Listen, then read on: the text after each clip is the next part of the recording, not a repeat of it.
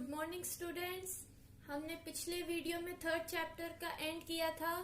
कैसे जीएसटी से यानी कि जीएसटी में कैसे हम जर्नल एंट्रीज करेंगे ट्रांजैक्शंस की। जो भी ट्रांजैक्शंस होंगे उसमें हम जीएसटी कैसे पे करेंगे उसकी एंट्रीज देखी थी। अब आज हम शुरू करते हैं चैप्टर 4, रिकॉर्डिंग ऑफ ट्रांजैक्शन 2, लेन देनों का अभिलेखन 2। तो आज इसका इंट्रोडक्शन देखते हैं, परिचय। A small business may be able to record all its transaction in one book only, that is the journal। अब जैसे कि छोटा सा बिजनेस है, छोटा सा फर्म है, तो उस बिजनेस में जो भी ट्रांजैक्शंस होंगे उसकी रिकॉर्डिंग हम पहले जो वन बुक में रिकॉर्ड करते थे, वो कौन सी बुक थी? पहले जो हम रिकॉर्ड करते हैं वो बुक है जर्नल। जैसे हमने पिछले चैप्टर में देखा था, जर्नल बुक में हम सारे ट्रांजैक्शंस की रिकॉर्डिंग करते थे। लेकिन but the business expands and the number of transactions become large. जैसे जैसे बिजनेस एक्सपैंड करते हैं, फर्म जो होता है वो बढ़ता है, इम्प्रूव होता है और एक्सपैंड करते हैं बिजनेस को, तो उसमें क्या होता है, नंबर ऑफ ट्रांजैक्शन इंक्रीज होते हैं। यानी कि जो ट्रांजैक्शन छोटे बिजनेस में कम होता था, अब जो बिजनेस एक्सपैंड हुआ है, बिजनेस जो है बड़ा हुआ है, तो उसमें ट्रांजैक्शंस भी ज्यादा होंगी। Number of transactions become large. It may become cumbersome to journalise each transaction. यानी कि अगर छोटा सा बिजनेस था तब तो हम जर्नल एंट्रीज बना लेते थे क्योंकि ज्यादा ट्रांजैक्शंस नहीं थी। अब जब बिजनेस एक्सपैंड हुआ है, उसमें ट्रांजैक्शंस भी बढ़ते जा रहे हैं, तो हम कितने ट्रांजैक्शंस की जर्नल्स बनाएंगे? तो इसके लिए जर्नल जो है सब डिवाइड किया गया है स्पेशल जर्नल में, या फिर उसे सब्सिडरी बुक्स भी बोलते हैं। हम अलग अलग बुक्स बनाएंगे अलग अलग ट्रांजैक्शंस की। जैसे कि जो भी ट्रांजैक्शन से रिलेटेड जो भी होगा उसके हम अकाउंट्स बनाएंगे। जैसे for example cash transactions recorded in one book, यानी कि जो भी कैश से रिलेटेड जो भी ट्रांजैक्शंस होंगे बिजनेस में, उसकी एंट्रीज जो होगी हम रिकॉर्ड करेंगे कैश बुक में, यानी कि हम अलग बुक प्रिपेयर करेंगे। तो वैसे ही all credit sales transaction in another book, यानी कि जो भी सेल्स होगा बिजनेस में, जो भी सेल्स करेंगे उसकी एंट्रीज जो होगी, ट्रांजैक्शन जो सेल से रिलेटेड होगा उसकी हम जो एंट्री होगी करेंगे सेल्स बुक में।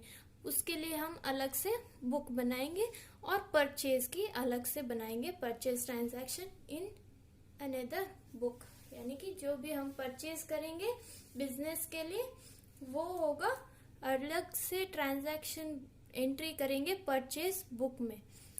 This special journal are also called day book और सब्सिडरी बुक। यानी कि जो हम अलग अलग से बुक बनाएंगे उन सारे बुक्स को मिला के हम क्या बोलेंगे, उसको सब्सिडरी बुक्स। यानी कि डे बुक जो होगी जर्नल के अलावा सारे अलग अलग ट्रांजैक्शन रिलेटेड जो भी होगा वो हम अलग अलग बुक्स में एंट्री करेंगे। जैसे कि हम कितने बुक्स प्रिपेयर करेंगे, कैश बुक, जो भी कैश से रिलेटेड ट्रांजैक्शंस होंगे कैश बुक, परचेज यानी कि परचेज से रिलेटेड जो ट्रांजैक्शन होंगे परचेज बुक में एंट्री करेंगे, और सेल्स से रिलेटेड जो भी एंट्रीज होगी वो सेल्स बुक में करेंगे। उसके बाद आता है परचेज रिटर्न आउटवर्ड्स, यानी कि हमने जो बिजनेस में जो परचेज किया है, कुछ भी जैसे कि गुड्स हो गए, मशीनरी होगी, फर्नीचर हो गया, तो जो भी हमने परचेज किया है किसी भी रीजन, यानी कि डैमेज है, कुछ डैमेज हुआ है, तो उसे हम वापस रिटर्न करेंगे। परचेज किया हुआ जो आइटम होगा उसे हम रिटर्न करेंगे, तो उसकी एंट्री जो होगी हम परचेज रिटर्न बुक्स में लिखेंगे। उसके बाद आता है सेल्स रिटर्न, यानी कि हमने कुछ बेचा है, सेल किया है, तो उसको वो वापस कस्टमर जो है हमें वापस रिटर्न कर रहा है। तो उसकी एंट्री जो होगी सेल्स रिटर्न बुक में एंट्री करेंगे। उसके बाद आता है जर्नल प्रॉपर, यानी कि इन सब से अलग जो भी ट्रांजैक्शन होगा, जो इसके अलावा जो ट्रांजैक्शन होगा उसकी एंट्री हम जर्नल प्रॉपर में करेंगे। तो जैसे पहले आता है कैश बुक, तो हम कैश बुक कैसे प्रिपेयर करेंगे, उसका फॉर्मेट कैसा होगा, कितने टाइप से, वो सब देखते हैं। पहले आता है कैश बुक। पहले तो देखते हैं कैश बुक होता क्या है। कैश बुक क्या होता है? Cash book is the book in which all transaction relating to cash receipt and cash payment are recorded. यानी कि कैश जो कंपनी में आ रहा है या कंपनी से पैसे जा रहे हैं, उससे रिलेटेड जो भी ट्रांजैक्शंस होंगे उसकी एंट्री कैश बुक में करेंगे। कैश रेसिप्ट्स यानी कि कैश कंपनी में आ रहा है, एंड कैश पेमेंट यानी कि कैश पे करना पड़ा है कंपनी को, यानी कि कैश कंपनी से जा रहा है, उसकी एंट्रीज रिकॉर्ड करेंगे। It start with the cash और bank balance at the beginning of the period. यानी कि जैसे हम कैश बुक को स्टार्ट कर रहे हैं, जो बैलेंस होगा पिछले महीने का, जो बैलेंस होगा उसकी एंट्री से हम शुरू करेंगे, पहले बैलेंस ब्रॉट डाउन से।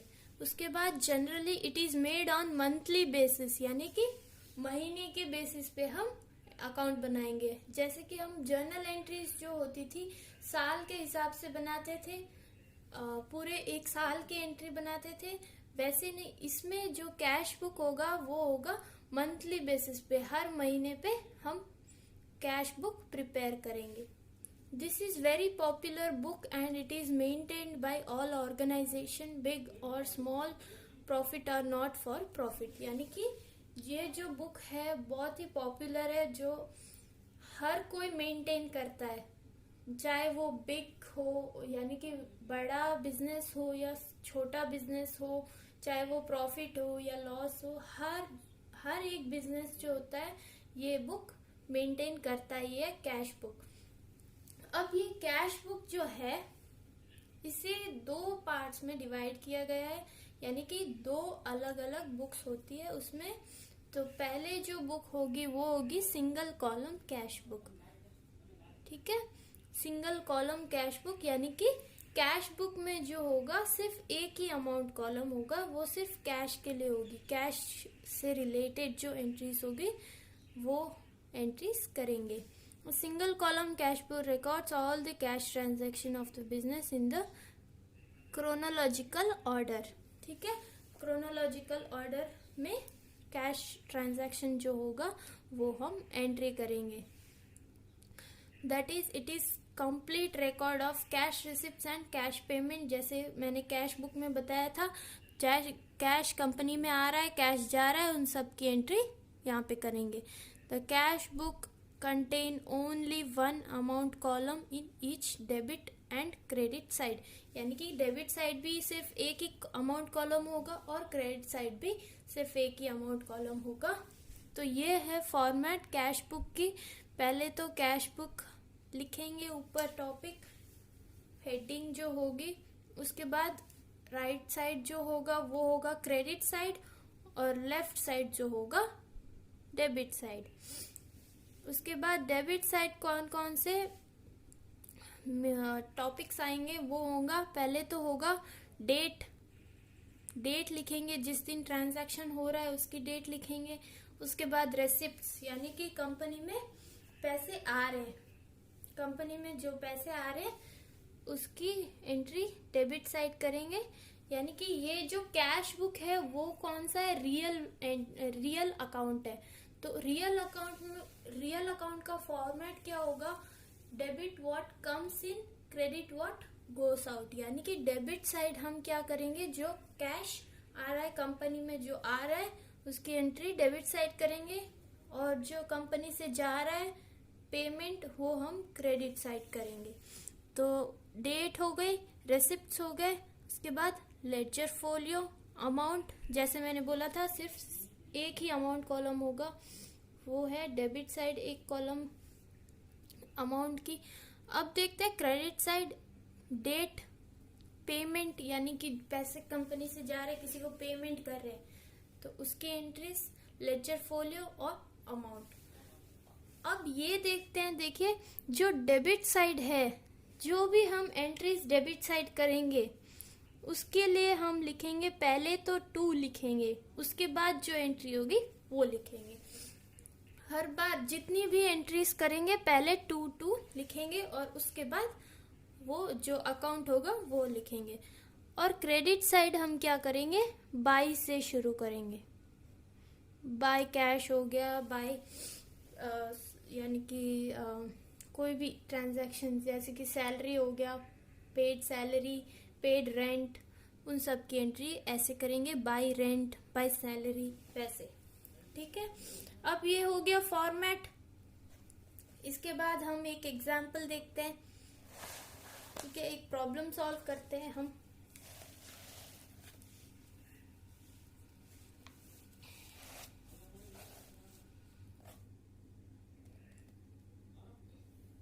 तो एक प्रॉब्लम लेते हैं, रूपा ट्रेडर्स, ये होगी कंपनी का नेम, यानी कि बिजनेस का नाम। अब पहला ट्रांजैक्शन लेते हैं, November 1, 2017। November 1 को क्या हो रहा है, कैश इन हैंड, कितना, 30,000 लेते हैं। तो ये है पहला ट्रांजैक्शन, कैश इन हैंड, यानी कि ये क्या है, पिछले साल का बैलेंस, पिछले महीने का बैलेंस, यानी कि पिछले महीने जो कैश बुक बनाई थी उसमें जो बैलेंस आया था, ये है वो बैलेंस 30,000। तो इसे क्या बोलेंगे, कैश इन हैंड। तो पहले तो हम फॉर्मेट जो देखा था उसके अकॉर्डिंग बना लेते हैं, रूपा ट्रेडर्स कैश बुक, यहाँ पे क्या होगा, डेबिट, और ये होगा क्रेडिट। डेबिट साइड कौन कौन से कॉलम थे, डेट, रेसिप्ट, या फिर आप पर्टिकुलर्स भी लिख सकते हैं, LF, लेजर फोलियो और अमाउंट। उसके बाद क्रेडिट साइड, डेट, पेमेंट, या फिर आप पर्टिकुलर्स भी लिख सकते हैं। उसके बाद LF, लेजर फोलियो और अमाउंट कॉलम। ठीक है, अब पहला ट्रांजैक्शन क्या है, कैश इन हैंड, यानी कि पिछले महीने का बैलेंस। पिछले महीने का बैलेंस जो है, जैसे कि पिछले महीने का जो बैलेंस होगा इस महीने में हम ला रहे हैं, तो कंपनी में क्या आ रहा है, कैश कंपनी में आ रहा है इस महीने के, तो टू बैलेंस ब्रॉट डाउन, यानी कि पिछले महीने का बैलेंस इस महीने में ला रहे हैं, यानी कि कैश तो कंपनी में है, तो हम डेबिट साइड एंट्री कर रहे हैं 30,000। नेक्स्ट ट्रांजैक्शन क्या होगा, November 4 को करते हैं, कैश रिसीव्ड फ्रॉम गुरमीत, यानी कि एक बंदा है गुरमीत नाम का, 12,000 के पैसे हम जो कंपनी में ले रहे हैं गुरमीत नाम के बंदे से। तो यानी कि कंपनी में पैसा आ रहा है, कंपनी में जो पैसा आएगा वो हम कहाँ एंट्री करेंगे, डेबिट साइड। तो पहले डेट लिखेंगे, November 4, 2 से शुरू करेंगे, टू गुरमीत, गुरमीत से हम पैसे ले रहे हैं, कंपनी में पैसे गुरमीत से आ रहे हैं 12,000। ये हो गई सेकेंड एंट्री। थर्ड एंट्री लेते हैं, नवंबर 8 को इंश्योरेंस पेड, यानी कि कंपनी जो है इंश्योरेंस को पे कर रही है एनुअल इंस्टॉलमेंट पे 6000, यानी कि कंपनी से पैसे जा रहे हैं, इंश्योरेंस को पैसे दे रहे हैं। तो जो पैसे जा रहे हैं वो हम कहाँ एंट्री करेंगे? Credit side. तो पहले डेट लिखेंगे नवंबर 8, 22 से शुरू करते हैं। इंश्योरेंस 6000, ठीक है। अब फोर्थ ट्रांजैक्शन नवंबर 13 को purchased furniture, company furniture purchase कर रही है 13,800 पे, ठीक है। यानी कि कंपनी में फर्नीचर आ रहा है लेकिन उनको कैश पे करना पड़ेगा, यानी कि कंपनी से पैसे जा रहे हैं। तो क्रेडिट साइड एंट्री करेंगे नवंबर 13 बाय फर्नीचर। फर्नीचर के हमने पैसे दिए कितने? 13,800। उसके बाद नेक्स्ट ट्रांजैक्शन देखते हैं नवंबर 16 को सोल्ड गुड्स फॉर कैश, यानी कि कंपनी ने कुछ सेल्स किया है, सोल्ड किया है, कुछ बेचा है पैसे के थ्रू। कितना? 28,000 का कुछ सेल्स हुआ है। तो यानी कि कंपनी में पैसे आ रहे हैं, तो कैश आ रहे हैं कंपनी में, debit side. November 16 to sales 28,000। November 17 purchased goods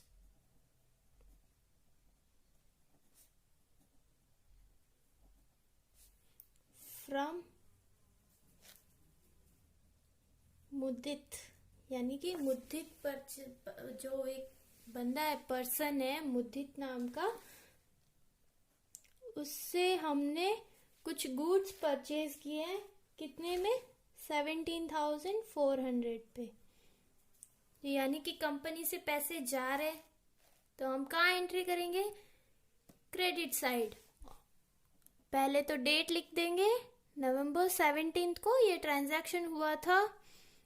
by से शुरू करेंगे, बाय मुद्दित कितना कैश? 17,400, ठीक है। ये ट्रांजैक्शंस भी हो गया। इसके बाद नेक्स्ट ट्रांजैक्शन लेते हैं 17 हो गया। नवंबर 20 को परचेस्ड स्टेशनरी, यानी कि कुछ स्टेशनरी आइटम जो है वो हमने कंपनी ने परचेज किया है। परचेज किया था स्टेशनरी से 1,100 पे, यानी कि पैसे कंपनी से जा रहे हैं, परचेज किया था तो कैश जा रहा है। नवंबर 20 को ट्रांजैक्शन हुआ था बाय स्टेशनरी,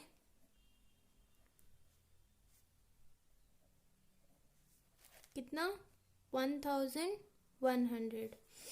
उसके बाद कब हुआ था ट्रांजैक्शन? नवंबर 24 को कैश पेड टू रुक्मिनी, यानी कि रुक्मिनी एक लड़की है, उसको कंपनी ने कैश पे किया है 12,500, यानी कि कैश कंपनी से जा रहा है बाय, पहले तो date November 24 by Rukmini, company में से पैसे रुक्मिनी को जा रहे हैं 12,500। उसके बाद नेक्स्ट ट्रांजैक्शन लेते हैं November 27 sold goods to Kamal for cash 18,200, यानी कि कंपनी ने कुछ सेल्स किया है, कमल को कुछ बेचा है कंपनी ने 18,200 पे, तो कंपनी में पैसे आ रहे हैं, सेल्स किया है तो कंपनी में पैसे आ रहे हैं 27 नवंबर को टू सेल्स 18,200। उसके बाद नेक्स्ट ट्रांजैक्शन होगा नवंबर 30, पेड रेंट, यानी कि मंथली रेंट पे कर रहा है कंपनी 2,500 का, यानी कि कंपनी से पैसे जा रहे हैं नवंबर 30 बाय रेंट 2,500। उसके बाद नेक्स्ट ट्रांजैक्शन लेते हैं, पेड सैलरी नवंबर 13 को ही, पेड सैलरी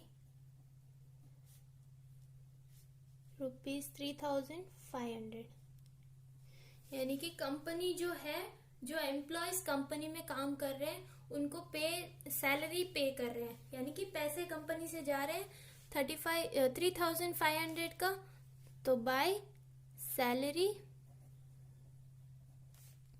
3,500।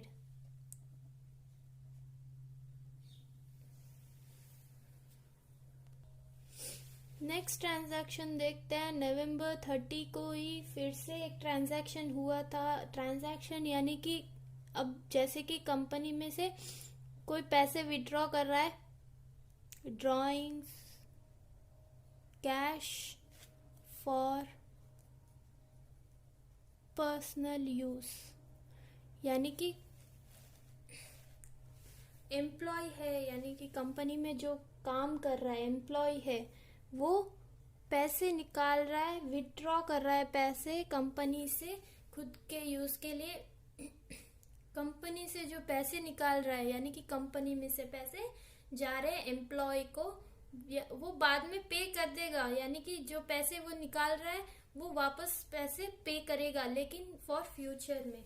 तो अभी जैसे कि पैसे कंपनी से वो निकाल रहा है, विड्रॉ कर रहा है पैसे,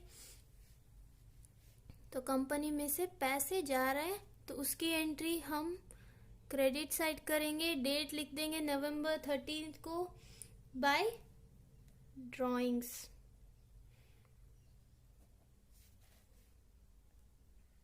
कितना 8,000 पैसे कंपनी से जा रहे हैं।